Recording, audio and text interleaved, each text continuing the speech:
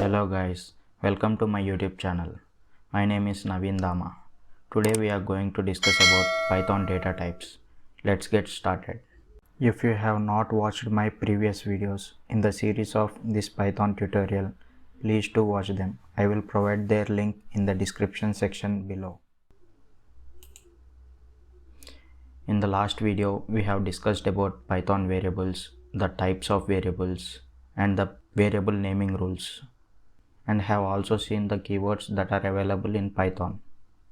In this video, we are going to discuss about how the keywords are broadly classified into different categories.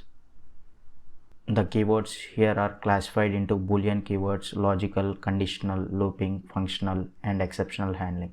True, false comes under Boolean category, whereas none denotes the null value, means there is no value present. In such cases, none is returned as a return value or a return data type. And, or, not, is are used for logical purposes. For example, take x less than or equal to 15 and x greater than 0. It will return a true value.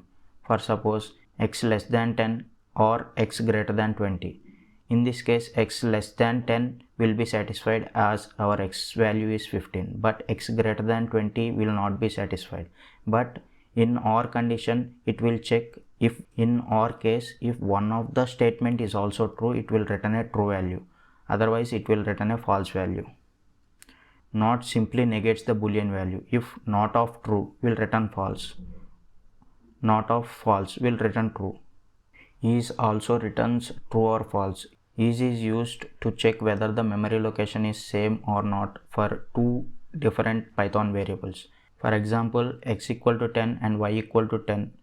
As the value is same, they will be sharing the same memory. In that case, x is y will return true. For example, let us take x equal to 10 and y equal to 20. In this case, x is y will return false. Next, if, else, elif are conditional statements that are used in Python. They are used to check the conditions like if x greater than 10 kind of thing. Elif is nothing but else if. We will be discussing these conditional statements in our future videos. Now coming to looping keywords, while, for, these are used to prepare the loop statements, whereas break and continue are used in order to break the loop or else skip the current iteration respectively. Def, return, pass, lambda are functional statements or else used in defining functions. Def is a keyword used to define function. Return statement is used in functions to return a value. Pass statement is used in functions when you don't want to write any code in the function but just define a function. Lambda is used to define the functions without names. Try, except, finally are used in general exceptional handling. But raise is used to throw custom exceptions to the user. These are the miscellaneous keywords. Assert is used to check a condition. If the condition is true, it will not return anything, but if the condition is false, it raises an assertion error on exception. Async and await are the functions used in asynchronous function calls. Class is a keyword which is used to define the class. Del is used to deallocate the memory assigned to a variable explicitly without the need of a garbage collector. From, import, as. These are the keywords which we will be using mostly in the import statements. Global is a keyword that is used to declare the global variables. Non-local is the keyword that we will use to declare the variable as non-local in a function. In is a keyword used to find an element in a list or an iterator. For example, let us assume that L is a list that contains 1, 2, 3 numbers. If we write a statement as 1 in L, means 1 in list, it will return true as 1 is present in the list. If we write a statement 4 in L, means 4 is present in list or not, it will return false. With is the keyword which we will be using in Python import statements itself. Yield is used in Python generators. Now let us discuss about the data types, that is built-in data types are readily available in Python. The data types are broadly classified into numerical types, binary, Boolean, set, mapping, sequence, and text. Numerical data types are nothing but the integers, float values and the complex numbers. Bytes and byte array comes under binary data types. These are not mostly used in Python. And coming to the Boolean data types, we have seen true, false. These come under Boolean data types. Set and frozen set are the set data types. Here set is same as the sets which we learnt in our math. Coming to the mapping data types, dictionary is the only built-in mapping data type available in Python. Dictionary is nothing but a set of key value pairs. Coming to the sequence data types, we have list, tuple and range. We can store multiple values in list and tuple and multiple data types also. Range is a sequence type which generates a sequence of numbers. String is a data type that represents the text type.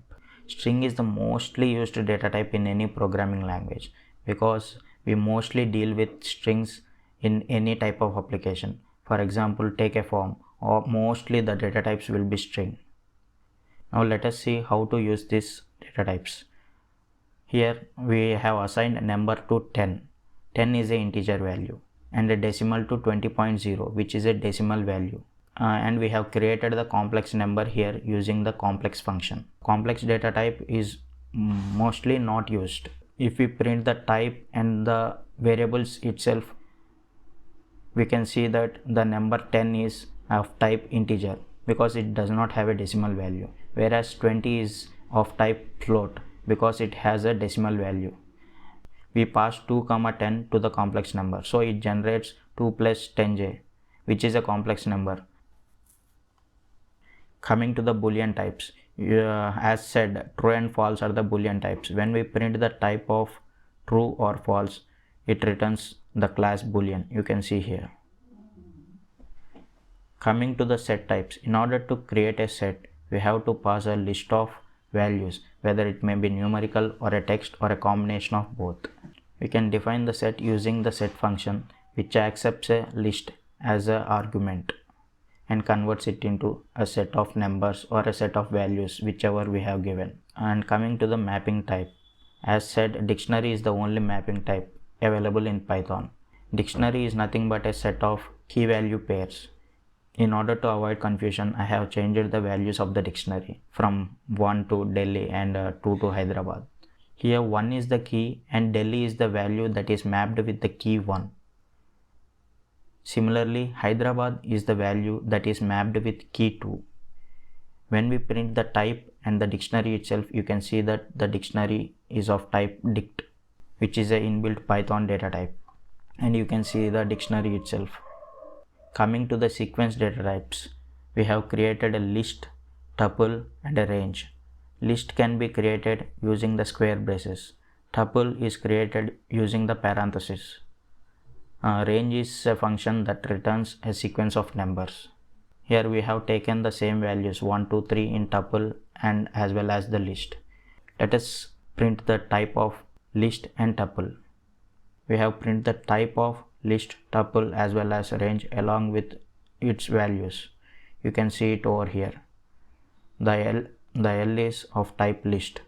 You can see the list values also. Similarly, and you can see the tuple values here. Range returns a sequence of numbers, but when you print, it will only return the function definition. When you use the range along with the for loop or a while loop, you can print the sequence of numbers through iterating over the range. See, here I have iterated over the range of 10 using the for loop. Iterating over the range of 10 generated these values from 0 to 9, as the range starts from 0 by default if you don't specify any value. For suppose if we specify 1, 10, the range starts from 1. Now you can see here 1 to 9. Here 1 is called the start value and 10 is called the end value. So that sequence starts from 1 but it ended with 9 because always the range will print one number less than the given end value. Here in this case we have given 10, so it will print only up till 9. And coming to the string, we can declare a string using the double quotes, or else we can declare it using the single quotes also.